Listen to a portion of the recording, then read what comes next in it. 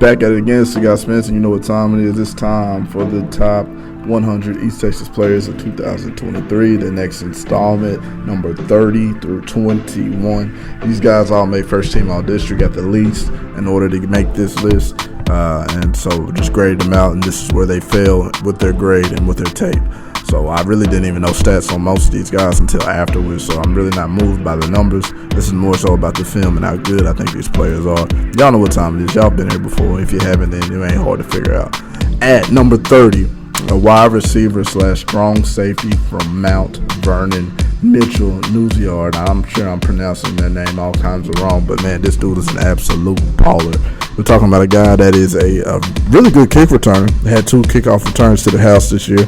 But an explosive receiver, a guy that can compete for the ball, it makes some spectacular catches on the year. And then on safety, he is an absolute bullet. He comes downhill and knocks the crap out of people. Didn't play a whole lot. Maybe he missed some time in the season. Only 750 yards receiving, only 20 tackles and 3 interceptions on defense. So I'm thinking he missed some games. But this tape is undeniable. This is one of the better playmakers in East Texas, and really special to me. I thought he had a really special year and made some really special plays, and that's why he comes up here at number 30 from Mount Vernon, Mitchell Nuziard. At number 29, a receiver headed to TCU from Brownsboro, GeKyle Baker. And we're talking about a guy last year was number 100 on the list because Brownsboro was 2-8. And no matter how good you are as a player, at the high school level, you got to be able to elevate your team. Brownsboro they weren't 2-8. I think they won they actually started the season out pretty on fire. I think they were 5-0 at one point. So they did really good. Adam Thompson, the quarterback, really revived the offense. And you know, when you got a guy like GeKyle Baker, you can just throw it to the top floor and ain't nobody else going to catch it. He is explosive, hard to catch after the tackle, competes for the ball, really good at spectacular catches, hands are superb. Would not be surprised if he goes and is an immediate impact player, sort of like a Devin McEwen from UTSA. You know, he was a 3-time member of this list. This is GeKyle's second time making the list. But I could see him being one of those guys that's just like sneakily gets on the field and keeps producing. TCU's probably got a little more talent than UTSA, but nonetheless, he's my sleeper to actually get on the field at the receiver position next year at number 29, GeKyle Baker. At number 28, the do-everything running back, the junior running back from Chapel Hill, Rickey Stewart. Now, this man went over 3,000 yards of total scrimmage yards. And remember, I did not look at the numbers before because I didn't want to be swayed by the numbers. He's a 96 overall. This is where he landed right here on this list at number 28. Rickey Stewart, he's been doing it all year long. He's made long run after long run after long run. He was the most valuable player on the offense for Chapel Hill. He is a guy that continuously makes play and play and play and play and play and play and play and play and play and play and play over and over again. He's a short strider. He's not one of those guys that his stride's not going to take you away, but he's moving so fast that it doesn't matter. And with those short little steps, he can make people miss like no other. A really fantastic back. This is his 3rd year in a row. He's a 3-time member of this list, made it as a freshman, sophomore, and now he makes it here at number 28, the junior running back. And right now an SMU commit, Rickey Stewart.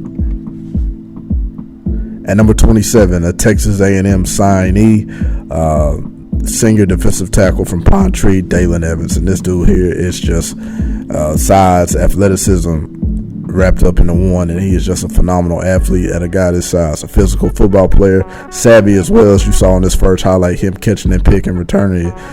He's just a big mammoth of a dude. Is really aware of what's going on, makes forced fumbles. They even use him on offense a little bit, as you see him catch this tight end and his touchdown pass against Lovejoy in the first round this year. Now, Dealyn has been an incredible player since he's been on Pine Tree's campus and has been a phenomenal defensive lineman that entire time. Excited to see what will happen to him at Texas A&M.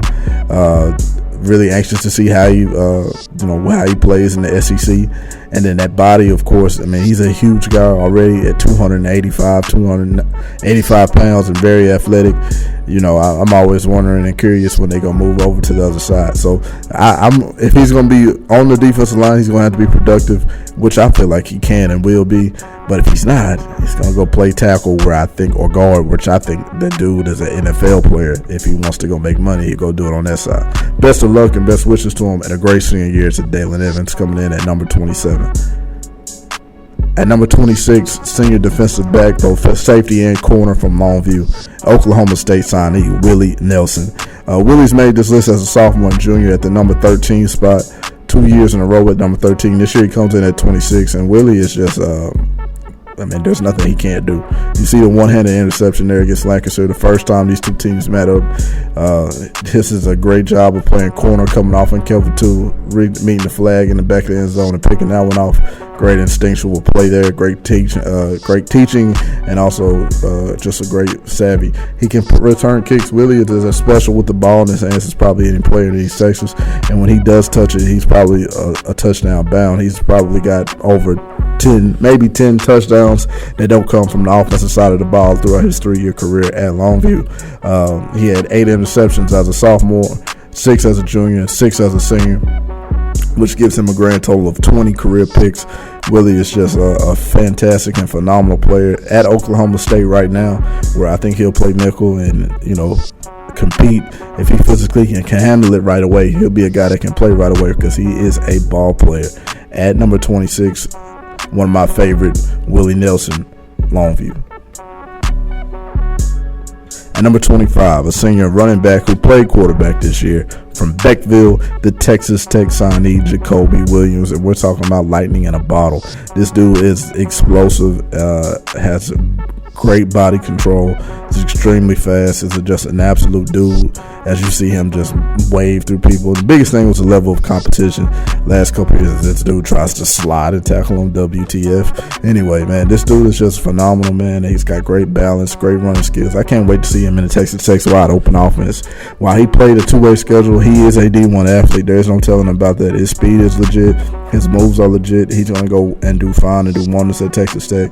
Might even do better because he's going to be playing with other D1 guys. And, man, what a feat and what a high school career he had. Reset records over there in Beckville and has been one of their best players since he showed up on their campus. At number 25, Jacoby Williams.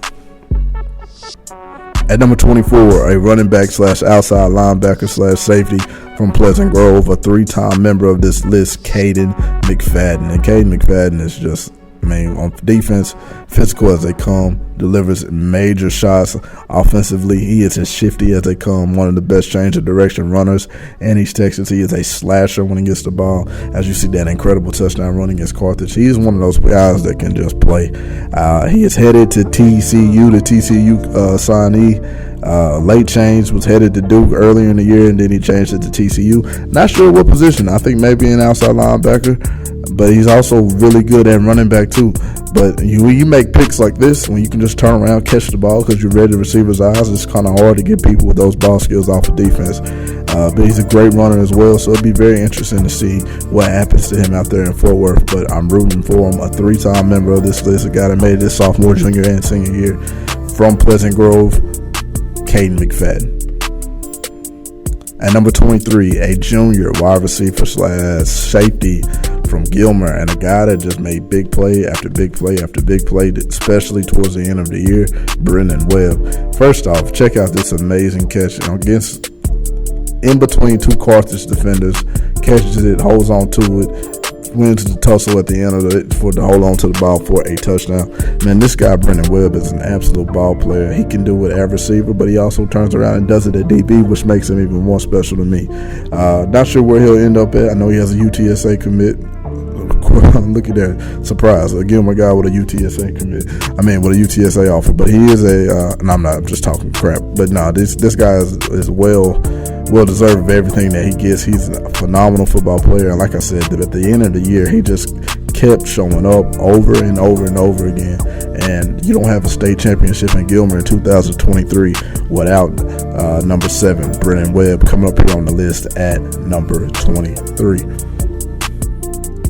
At number 22, a senior receiver from Troup, Trey Davis. huge year, 67 catches, 1,248 yards, 20 touchdowns on the year, 21 or 2 on the year, I'm not sure, in 11 games. And that's what's special about this guy. This dude here does it all. He's running it. Obviously, he's throwing it here on this first highlight on the double pass. It was so easy for Troup this year during the regular season.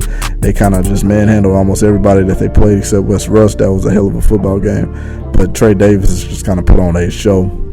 The Kansas State signee, anxious to see what he does in the Big 12 next year and see how early he gets on the field. He is lightning in the ball. He was phenomenal, but also his level of competition wasn't that high. But nobody made plays like Trey Davis, and he started in week 1 making plays and finished the year off making plays. He was a running back last year. That was the biggest thing. He translated that skill and talent from running back over to receiver and had a hell of a senior year and a hell of a career for Troup and the Troup Tigers. At number 22, Trey Davis. And at number 1, a wide receiver / safety from Texas High, T.J. Gray, Tavarius Gray, I think that's his name. Man, first time seeing him on defense was this year, and made a couple of interceptions on defense. Great anticipation, also in the right spot at the right time. And not only was he that, but the dude, when he catches the ball, knows how to score. I don't know how fast he is, but he just gets faster the more steps that he takes. He is a legit, can score from anywhere on the field, can break tackles, can make the run after the catch. He's been doing that his whole career. Can make the fantastic catch down the field, can make the contested catch down the field, can dive after the ball, which he showed on his junior tape as well. Two-time member of this list. And T.J. Gray, one of the best receivers in East Texas, especially when you throw in the safety tape that he has on top of that. We're talking about a really, really good football player and a guy that's going to pop up here at number 21 for the top 100 East Texas players of 2023.